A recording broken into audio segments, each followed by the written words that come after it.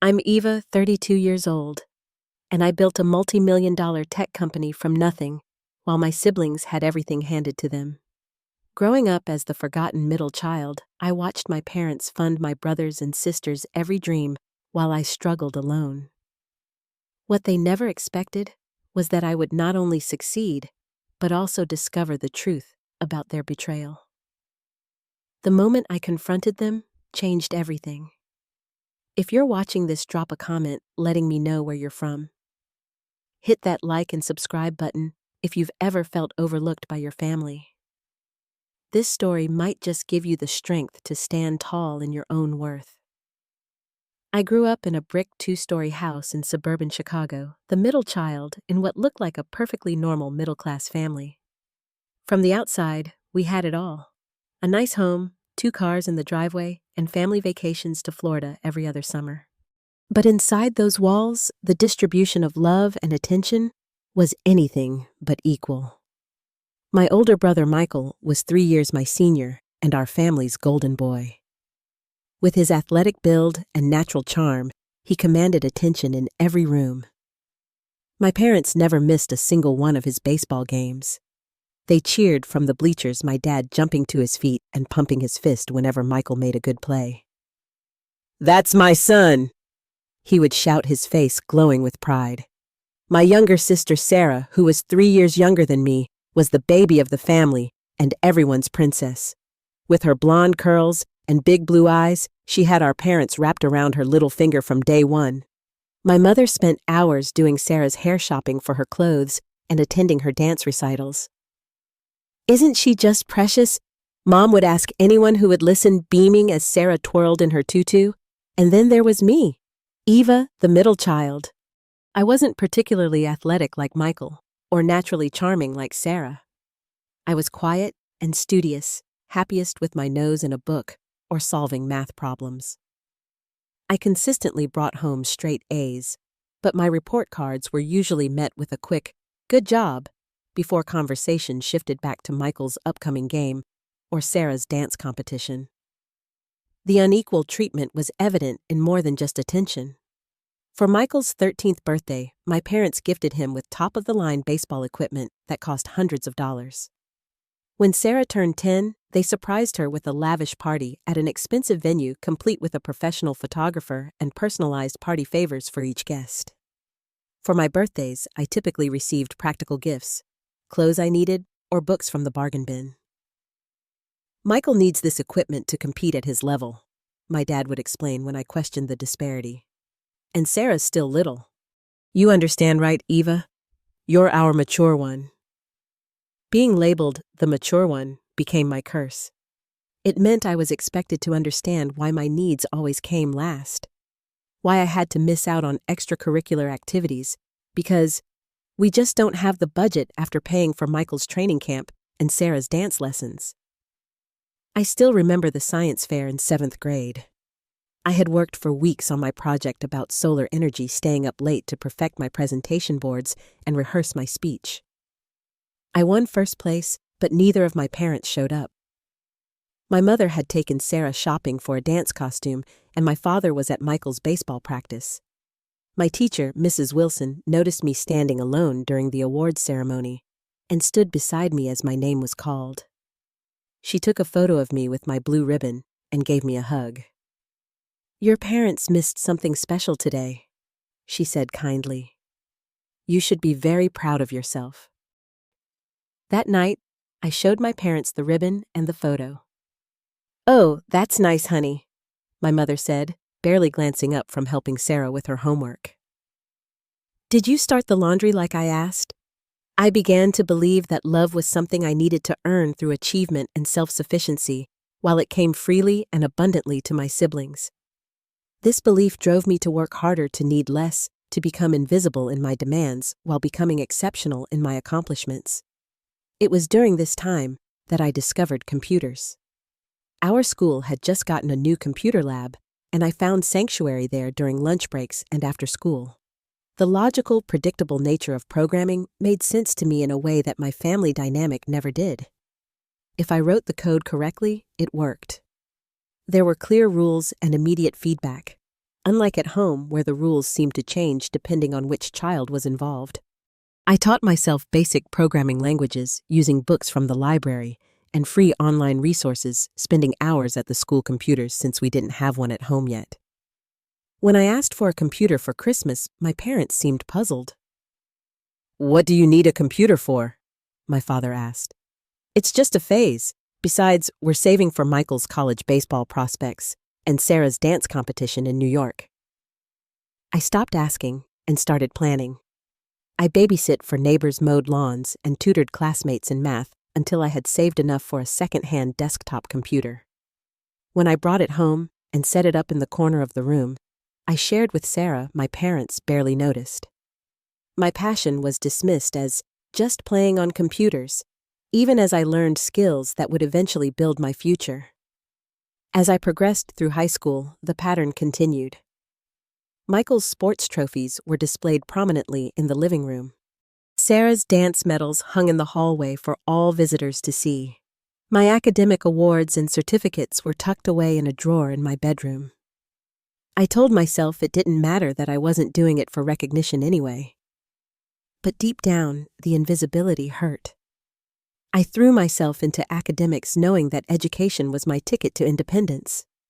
While my siblings enjoyed the cushion of family support, I was developing resilience and self-reliance that would serve me well in the years to come. I just didn't know yet how valuable those traits would be or how completely I would need them. Senior year of high school was a turning point. All those late nights studying all the weekends spent on extra credit projects while my friends were at parties. It all paid off when the college acceptance letters started arriving. I was accepted to several prestigious universities, including MIT and Stanford, both with partial scholarship offers. For the first time, I felt a swell of pride that couldn't be diminished by my family's indifference. I remember the night I told my parents about the acceptances. I had waited until dinner when everyone was at the table imagining they might actually celebrate this achievement. Michael was home from his first year at Northwestern, a private university where he had a partial baseball scholarship, and our parents covered the rest. Sarah, a freshman in high school, was talking excitedly about her upcoming dance showcase. "I have some news," I said during a rare lull in conversation. "I got accepted to MIT and Stanford.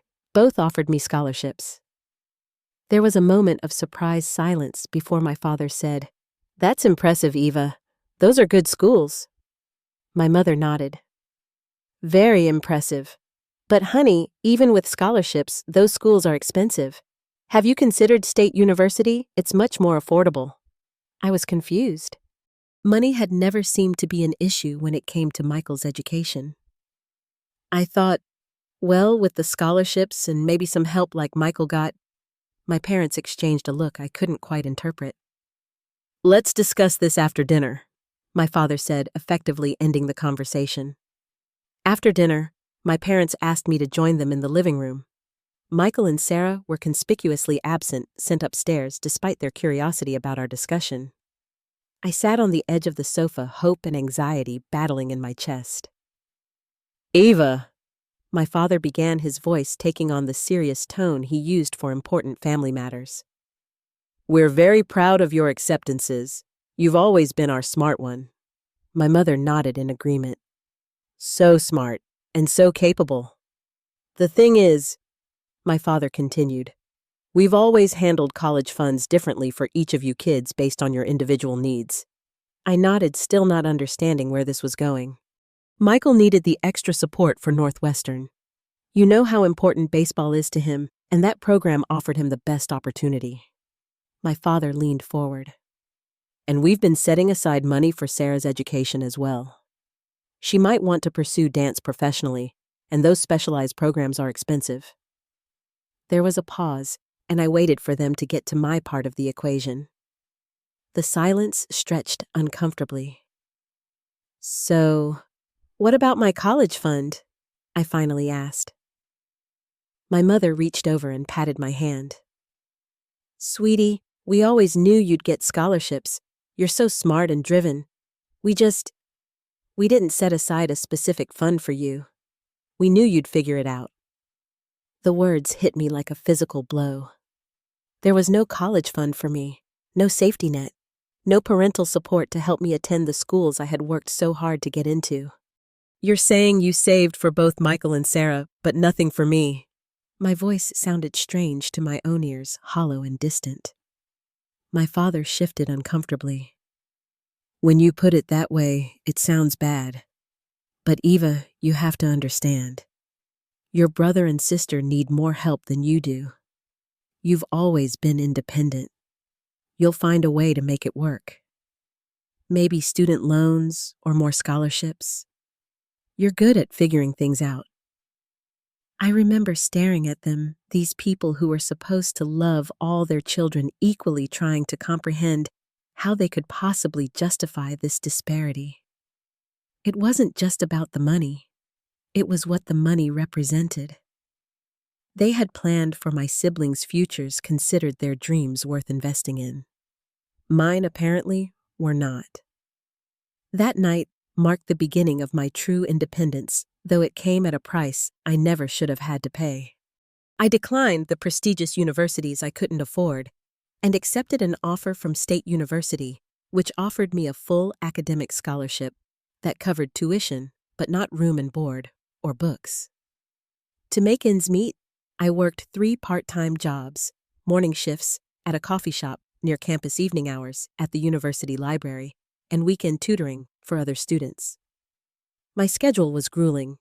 Up at 4:30 a.m. for the opening shift at the coffee shop classes, from 10 a.m. to 4 p.m. library work until 10 p.m., then studying until my eyes couldn't stay open any longer. Weekends were filled with tutoring sessions and homework. Meanwhile, Michael lived in a nice off-campus apartment that our parents paid for with a monthly allowance for expenses. He posted pictures on social media of fraternity parties and spring break trips to Cancun. Sarah, still in high school, regularly received new dance outfits and private lessons with renowned instructors. I remember one night during my sophomore year, sitting alone in my dorm room after my roommate had gone home for the weekend. I was exhausted from working a double shift at the coffee shop, my hands smelling of espresso and cleaning solution. I had a midterm on Monday that I hadn't had time to study for yet, and I'd just received notice that my student loan payment would be increasing the following semester. I made the mistake of checking social media before starting my studying. There was Michael grinning in the sunshine on a boat on Lake Michigan, red Solo cup in hand. "Dad rented a boat for the weekend," the caption read. There was Sarah showing off new point shoes. "Thanks, Mom and Dad, for the early birthday present." Something broke inside me that night. I sat on my thin dorm mattress and sobbed until I couldn't breathe, overwhelmed by the unfairness of it all. Why wasn't I worth the same investment as my siblings? What was so fundamentally wrong with me that my own parents couldn't see my value? The next morning, puffy-eyed and emotionally drained, I dragged myself to the computer lab to work on a programming assignment. I was the only one there on a Sunday morning, except for a professor I recognized from the computer science department. Professor Jenkins was known for being brilliant but demanding, and I had been too intimidated to take any of her classes yet. She noticed me struggling with my code and came over to help. After walking me through the problem, she asked about my background and interests in computing. For once, someone was actually interested in what I had to say. I found myself telling her about my self-taught programming skills, the projects I worked on in my scarce free time, and my dream of creating software that would make a difference. "You have real talent, Eva," she said after listening to me ramble for nearly an hour. "But you look exhausted. Are you taking on too much?" Perhaps it was the kindness in her eyes, or maybe I was just too tired to maintain my usual guard, but I found myself telling her everything. The 3 jobs, the lack of family support, the struggle to stay afloat while watching my siblings thrive on my parents' generosity. Professor Jenkins became my mentor from that day forward. She helped me apply for additional scholarships and grants, connected me with paid research opportunities in the department, and eventually helped me secure an internship at a tech company that paid enough for me to quit 2 of my 3 jobs. Through Professor Jenkins, I also found the university's tech club, a group of students passionate about programming and innovation. For the first time, I felt like I belonged somewhere. These people valued my skills and ideas. They didn't care about my secondhand clothes or the fact that I couldn't join them for expensive outings. They saw me for who I was and what I could contribute. When I graduated with honors 3 years later, none of my family members attended the ceremony. Michael had a baseball game, Sarah had a dance recital, and my parents chose to be with them. Professor Jenkins sat in the family section instead, cheering loudly when my name was called. Her husband took photos that she later framed and gave to me, the only record I had of one of my proudest achievements.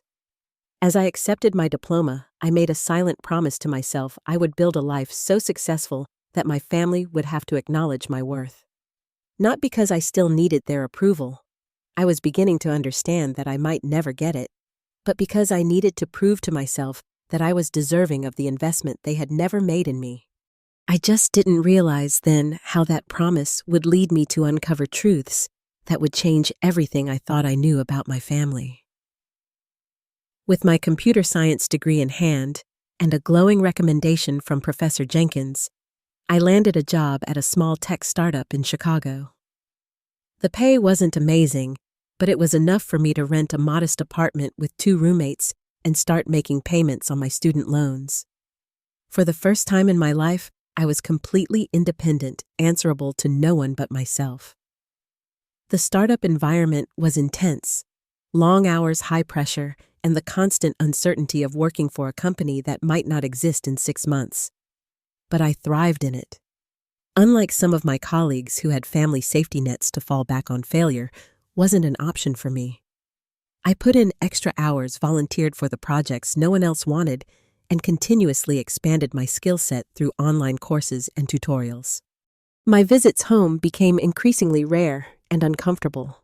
Each time I returned to my parents' house, it felt less like home and more like a museum dedicated to my siblings' accomplishments. New trophies for Michael, new performance photos of Sarah, but no space that acknowledged my existence or achievements. During one holiday visit, I brought up my recent promotion at work. "That's nice, dear," my mother said absently before turning to Michael with much more enthusiasm. "Now tell Eva about your graduate school plans." As it turned out, Michael had dropped out of his first attempt at graduate school after my parents had paid for a full year's tuition. Now he wanted to try a different program, and they were fully supportive of this new direction. "Everyone needs time to find their path," my father said, clapping Michael on the shoulder. "We're just glad we can help him explore his options." I thought about the single path I'd had to commit to the lack of room for exploration or error in my life, because every decision came with financial consequences I alone had to bear. But I said nothing. I was learning that there was no point. Around the same time, Sarah changed her major for the 3rd time in college, extending her education by at least another year. My parents absorbed this additional expense without complaint, still paying for her apartment, her car, and her living expenses. "Sarah's just so creative," my mother explained when I expressed surprise at their unlimited support. "She needs time to find her passion." I returned to my apartment after that visit feeling both hurt and strangely liberated. The contrast between how they treated my siblings and how they treated me was so stark, so undeniable, that I could no longer tell myself it was all in my head. Their differential treatment wasn't my imagination or my failure.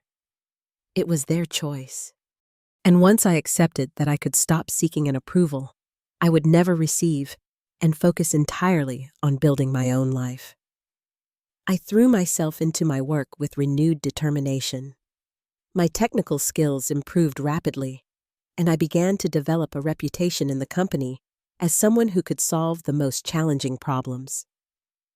My salary increased accordingly, though I continued to live frugally, putting extra money toward my student loans and building an emergency fund, a habit born from knowing there was no parental safety net beneath me. It was during this period that I met Jasmine at a coding workshop for women in tech. Brilliant, ambitious, and wickedly funny, she worked for a competing startup but shared my passion for creating software that made a real difference in people's lives. We stayed late after the workshop talking about the limitations of our current jobs and the innovations we would pursue if we had the freedom. "We should start our own company someday," Jasmine said as we walked to the train station. "With your technical expertise and my business background, we could build something amazing." I laughed it off at the time, but the idea took root. Jasmine and I began meeting regularly, first as professional contacts, then as friends. Our conversations about a hypothetical company became more detailed, more serious. We started coding in our free time, building a prototype for an app that would help small businesses streamline their operations through AI-driven analytics, a solution that existing software companies were overlooking. Meanwhile, my relationship with my family continued to deteriorate. My parents rarely called, and when they did, the conversations were superficial. They knew almost nothing about my life or career, showing little interest when I tried to share. Yet they expected me to keep up with every detail of Michael and Sarah's lives, to celebrate their smallest achievements while my own went unacknowledged. One particularly painful moment came when Michael called to tell me he was moving back home after his divorce.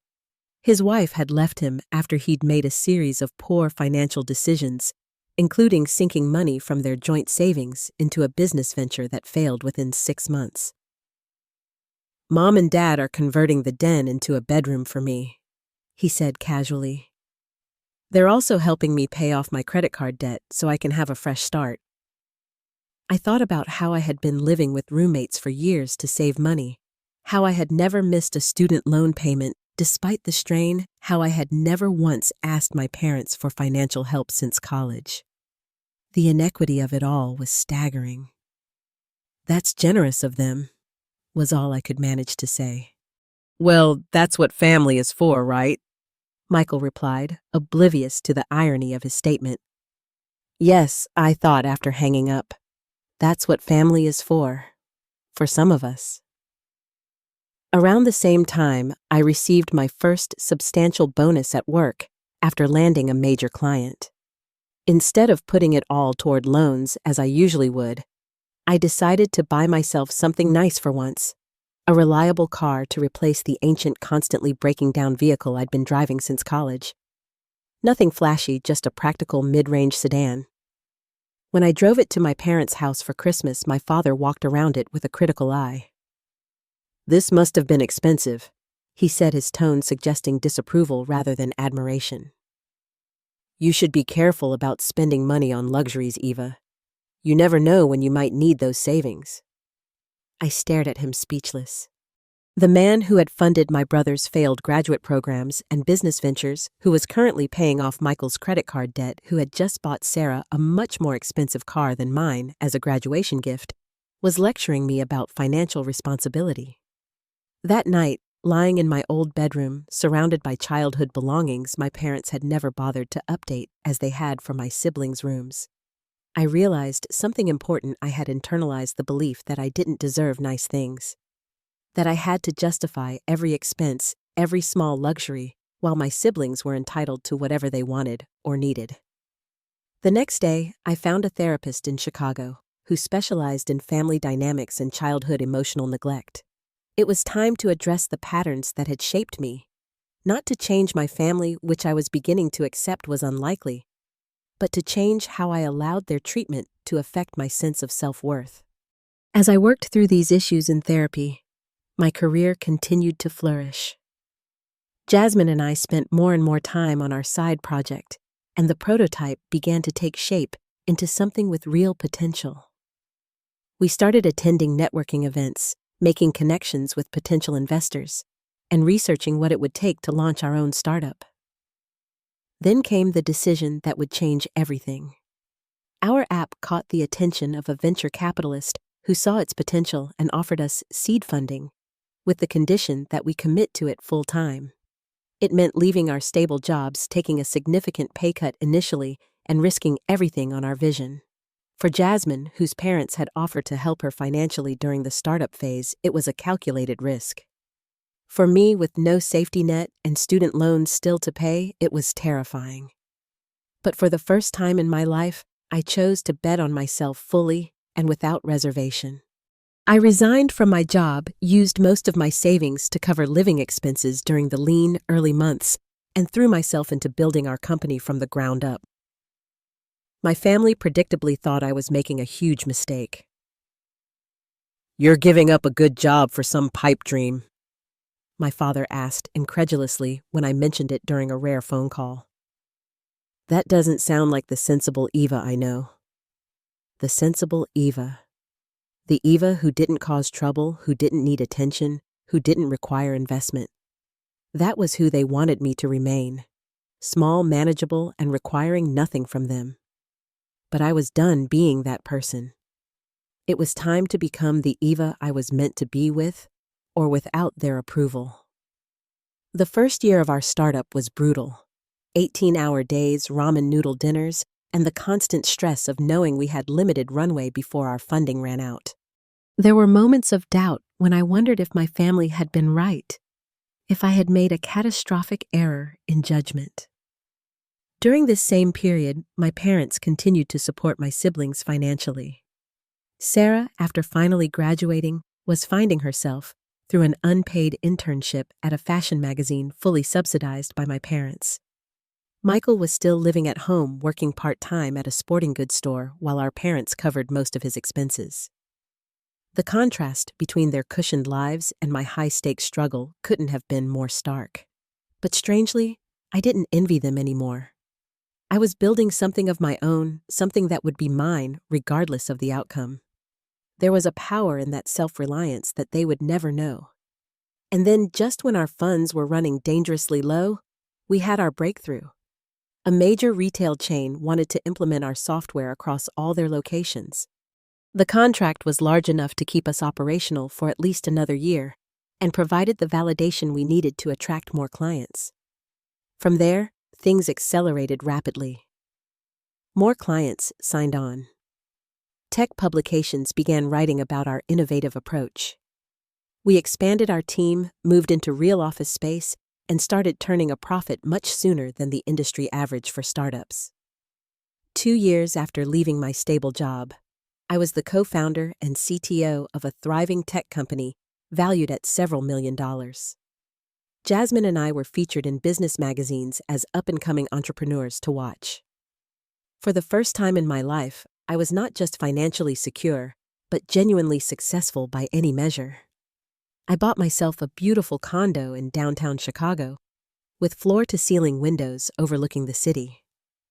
I replaced my practical sedan with the luxury car I'd always secretly admired. I paid off my student loans in a single payment, a moment that brought me to tears of relief and pride. Through it all, my family remained largely oblivious. They knew I had some tech company, but showed little interest in understanding what I actually did or what my success meant. It was as if acknowledging my achievements would force them to confront the unfairness of how differently they had treated their children. But fate has a way of bringing truth to light often when we least expect it. And for my family, that moment of reckoning was approaching faster than any of us could have anticipated. The invitation arrived in the mail cream-colored cardstock with gold embossing a 40th anniversary celebration for my parents. Despite our strained relationship, I decided to attend. Perhaps it was curiosity about how my family would react to the successful woman I had become, or maybe it was a lingering hope for some kind of recognition or reconciliation. I arrived at my parents' house on a warm June evening, driving my new Mercedes and dressed in a designer outfit that had cost more than my entire wardrobe in college. The driveway was filled with familiar cars, relatives, family friends, my parents' neighbors. I parked on the street and took a deep breath before making my entrance. The reaction was immediate and unmistakable. Conversations paused as I walked in, eyes widening at my transformation. I was no longer the plain, practical Eva they remembered. The confident, successful woman who stood in her place was a stranger to them. My mother recovered first, hurrying over to embrace me with an enthusiasm I couldn't remember her showing in years. "Ava, you look amazing. Is that Armani? And did I see you drive up in a Mercedes?" Her sudden interest in me after years of indifference was jarring. I accepted her hug with polite stiffness. "It's good to see you too, Mom. Congratulations on 40 years. My father joined us, eyeing me with a mixture of surprise and something else, calculation. "There's our tech genius. Your mother tells me your company is doing quite well." "It is," I replied, simply not offering details they had never bothered to ask about before. As I moved through the party greeting relatives and old family friends, I observed my siblings from a distance. Michael, now 35, looked older than his age, with a paunch developing around his middle and a receding hairline. He was still living at home, supposedly working on a business plan for a sports training facility that our parents were considering investing in. Sarah, 29, was as beautiful as ever, but had a restless energy about her, checking her phone constantly and looking bored. She had quit her fashion internship after a few months and was currently between jobs, still living in an apartment our parents paid for. It was strange to see how our roles had reversed. I, the forgotten middle child who had been left to fend for myself, was now thriving, while my eternally supported siblings seemed stuck in perpetual adolescence. During dinner, I overheard a conversation between my parents that made my blood run cold. "We need to talk to Eva about the house," my father murmured to my mother, unaware that I was approaching their table. "With the second mortgage coming due and Michael's new business needing capital?" My mother shushed him quickly as she noticed me plastering on a bright smile. "Eva, honey, come sit with us. Tell us all about your company. Is it really worth millions like Aunt Judy was saying?"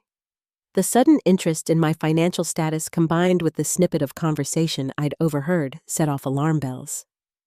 Throughout the evening, both my parents made pointed comments about how successful I'd become, how proud they were of my financial acumen, how family was the most important investment. After dinner, I excused myself to use the bathroom upstairs and took a detour to the attic, ostensibly looking for old photo albums for the anniversary slideshow. What I found instead was a box of financial documents my father had apparently been reviewing recently. With shaking hands, I began to look through them, and the truth I discovered shattered any remaining illusions I had about my family. Contrary to what they had told me, my parents had actually established a college fund for me, equal to those they had created for Michael and Sarah. But statements showed systematic withdrawals from my fund beginning when I was in high school.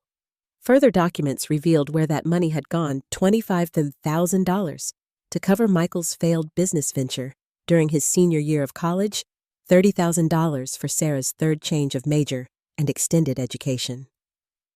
They hadn't failed to save for me. They had saved and then deliberately redirected my funds to my siblings, all while telling me nothing had been set aside for my education. Digging deeper, I found loan documents revealing they had taken out a second mortgage on their house, not recently, as I had overheard, but 5 years ago.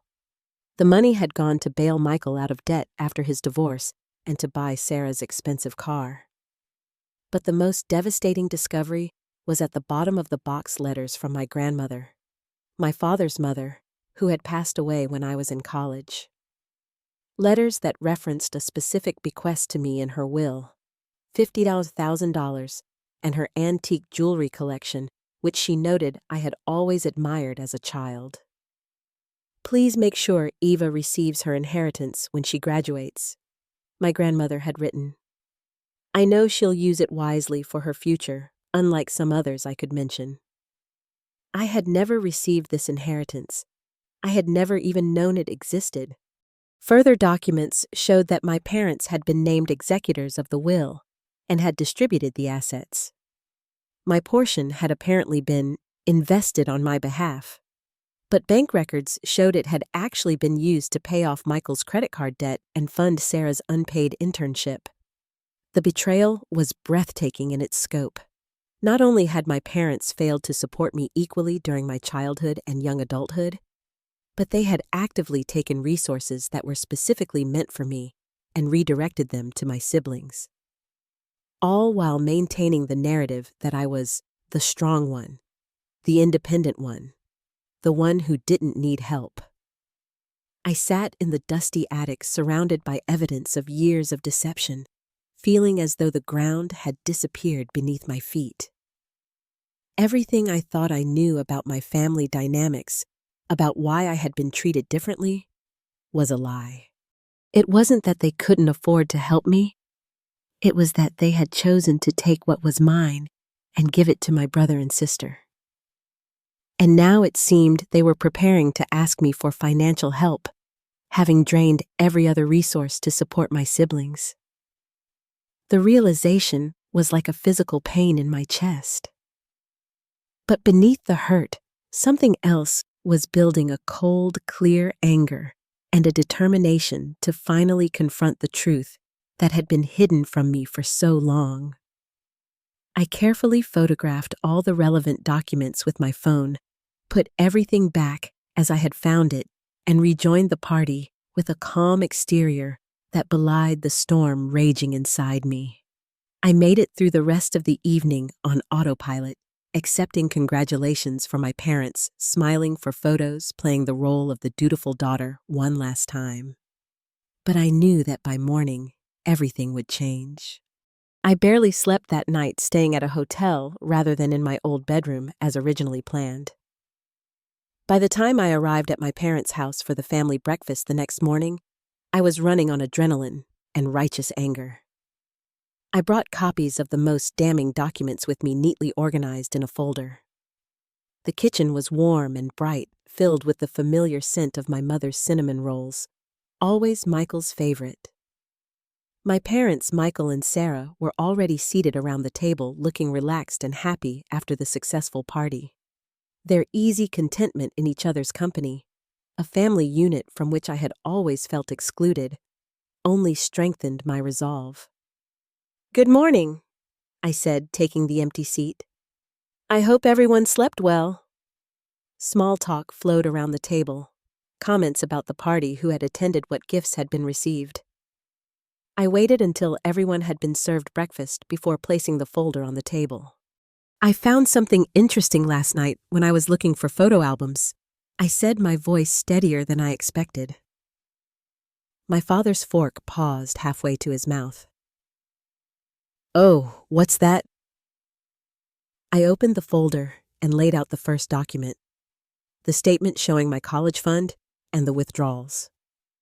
"According to this, you did have a college fund for me, equal to Michael's and Sarah's. But you emptied it before I ever went to college." The atmosphere in the kitchen instantly changed. My mother's smile froze, and my father's face flushed dark red. "Eva, honey, those are private family documents," my mother said, reaching for the papers. "You shouldn't have been going through your father's files." I moved the documents out of her reach. "I shouldn't have had to. You should have told me the truth years ago." I laid out the next set of papers. These show where my college money went. To Michael's failed business venture and Sarah's extended education after she changed majors for the third time. Michael shifted uncomfortably in his seat. Sarah stared at her plate, her face pale. "Now wait just a minute." My father began, his voice taking on the authoritative tone he had always used to shut down discussions he didn't want to have. "Financial decisions in this family are made by your mother and me. We allocated resources where they were needed most." "Where they were needed most," I repeated slowly. "So Michael and Sarah needed my education money more than I did. They needed it so badly that you lied to me about its very existence." "We didn't lie," my mother protested weakly. We knew you would be fine on your own. You were always so independent, so capable." "I was independent because you gave me no choice," I countered. "I was capable because I had to be. That wasn't a personality trait. It was a survival strategy." I laid out the next set of documents, the second mortgage papers and bank statements. "And then there's this. You mortgaged your house to pay off Michael's debts and buy Sarah a new car." My father's expression hardened. Again, our financial decisions are not your concern, Ava. They became my concern when I overheard you discussing asking me for help with that second mortgage, I replied. Were you planning to tell me that you spent my college fund and took out loans for my siblings before asking me to bail you out?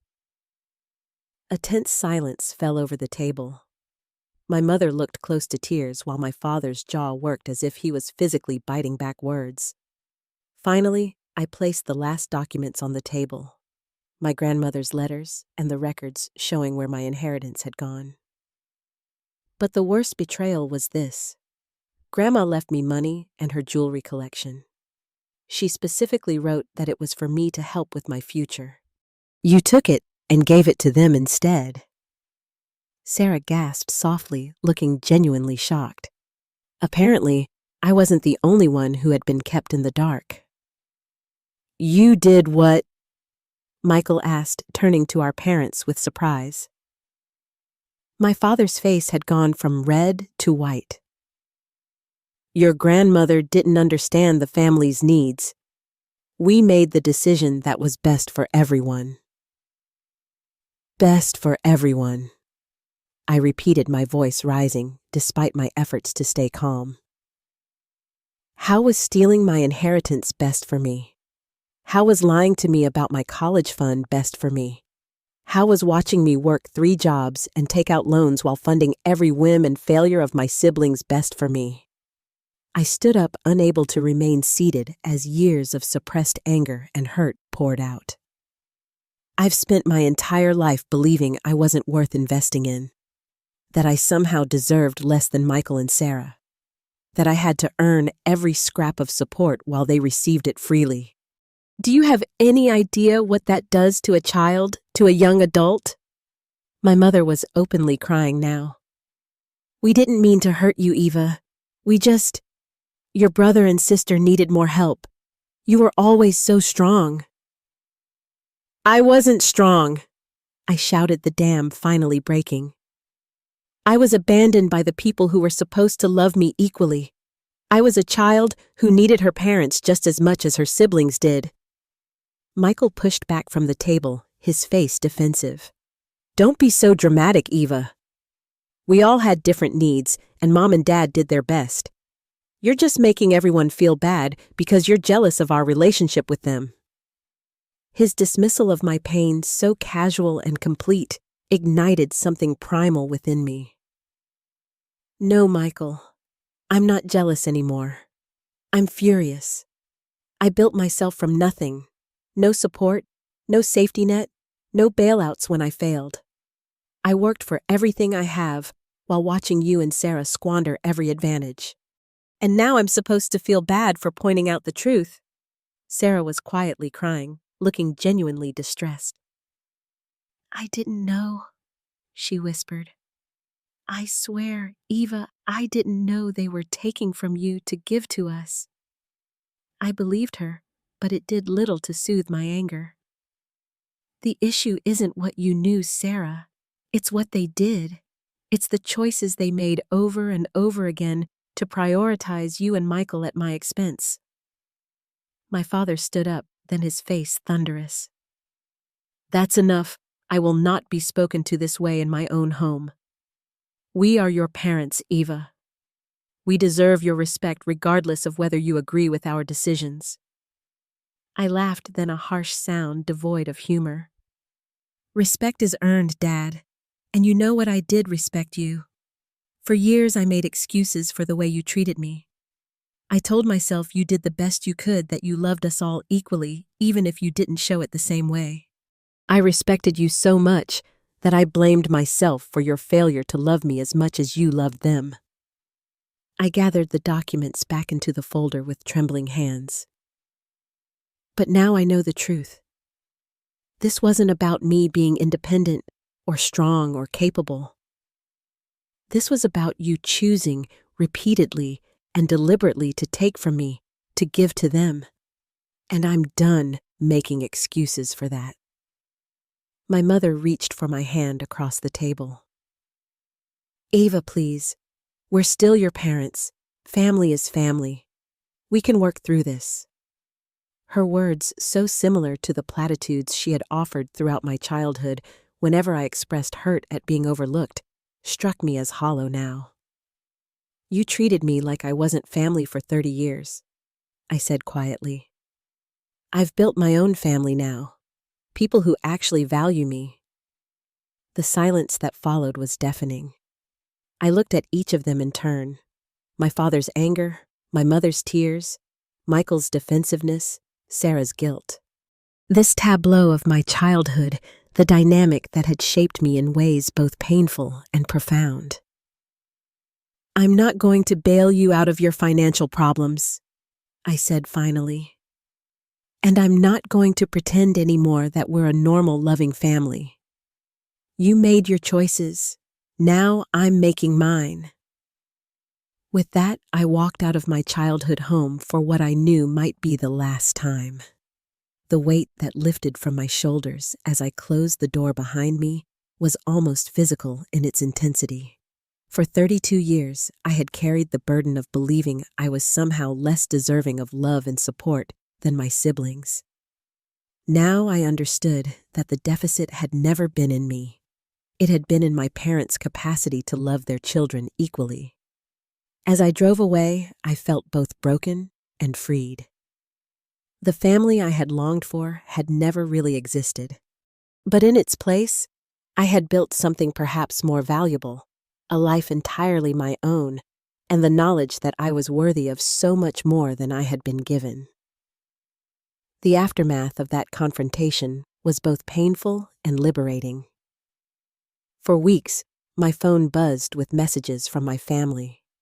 My mother's tearful apologies that never quite acknowledged the depth of the betrayal, my father's stern demands that I stop this nonsense and act like family. Michael's alternating anger and attempts at minimizing what had happened. The only messages I responded to were from Sarah. Unlike our parents and brother, she seemed genuinely shaken by the revelations and wanted to understand more about my experience growing up. We met for coffee a month after the confrontation, an awkward but surprisingly honest conversation. "I never saw it," she admitted, stirring her latte absently. "From my perspective, you were the smart, capable one who had everything figured out. I was jealous of you, actually." I nearly choked on my coffee. "Jealous of me when you got everything handed to you." Sarah looked genuinely remorseful. "I got things, yes, but you got respect, independence, and look at you now. You built something amazing completely on your own. I'm 30 years old, and I've never supported myself fully. I wouldn't even know how to begin." It was a perspective I had never considered, that my forced independence, while painful, had given me strengths my siblings lacked. Not that it justified what my parents had done, but it helped me see the situation with more nuance. "I'm sorry I never saw what was happening," Sarah continued. "I should have questioned why you were working so hard in college while I had everything paid for. I was just self-absorbed, I guess." "We were kids," I said, surprising myself with the gentle tone. "The responsibility wasn't on you to fix our parents' favoritism. It was on them to treat us equally." From that conversation grew a cautious rebuilding of my relationship with Sarah. It wasn't immediate or easy. There were years of patterned behavior to overcome, and she still occasionally slipped into the entitled mindset our parents had fostered. But she was making efforts to establish her own independence and to understand my perspective. Michael, on the other hand, doubled down on defending our parents. "They gave you a roof over your head and food to eat," he argued during one heated phone call. "You act like you were some kind of Cinderella, but you had the same opportunities we did. You're just bitter because you had to work harder." After a few such conversations, I stopped taking his calls. There was no point in trying to make someone understand a perspective they were determined to reject. My parents' approach was more complex. After their initial reactions of denial and anger, they shifted to a campaign of emotional manipulation. There were guilt-laden messages about family obligation, reminiscences about happy childhood moments I barely remembered, even a staged health scare from my mother that turned out to be dramatically exaggerated. When these tactics failed to draw me back into the fold, they moved to the final stage pretending nothing had happened. Christmas cards arrived as usual. Invitations to family events continued to appear in my mailbox, all with no acknowledgement of the confrontation or the decades of unequal treatment that had prompted it. I maintained my distance, not out of spite, but out of self-preservation. Through therapy, I was learning that family relationships, like all relationships, required mutual respect and boundaries to be healthy. My parents had demonstrated repeatedly that they were unwilling or unable to respect my boundaries or acknowledge the harm they had caused. My chosen family filled the void that might otherwise have felt painful. Jasmine, who had witnessed much of my struggle with my biological family, became like a sister to me. My partner David, whom I met through a tech conference a year after the confrontation, brought a steadiness and warmth to my life that helped heal old wounds. One evening, as David and I sat on the balcony of my condo, watching the sunset over the Chicago skyline, the conversation turned to family. He came from a close-knit family himself and had been curious but respectful about my estrangement from mine.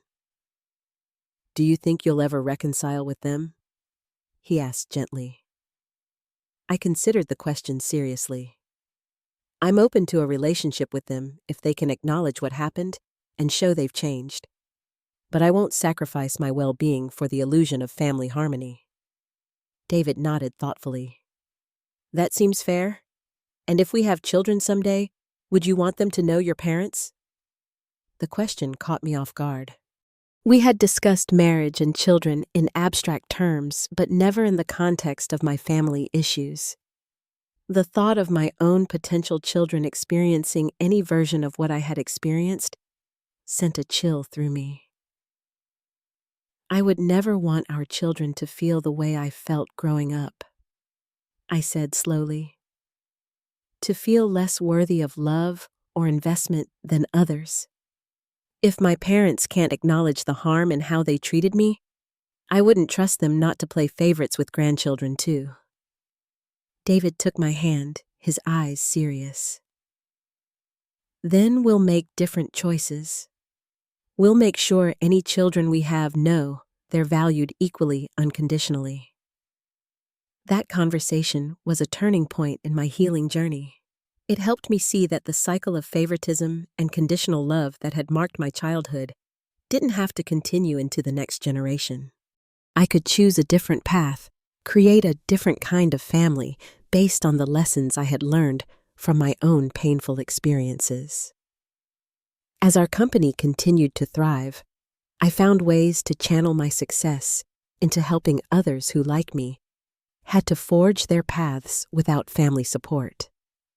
I established a scholarship foundation specifically for overlooked middle children, students who demonstrated academic potential but lacked financial resources or family backing. Each year, I personally reviewed applications and selected recipients who reminded me of myself at that age, determined, resourceful, and in need not just of financial assistance, but of someone who believed in their potential.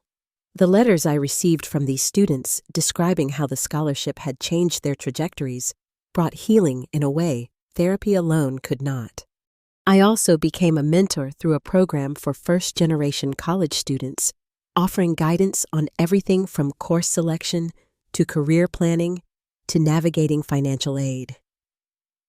My experience of having to figure everything out alone made me particularly attuned to the challenges these students faced.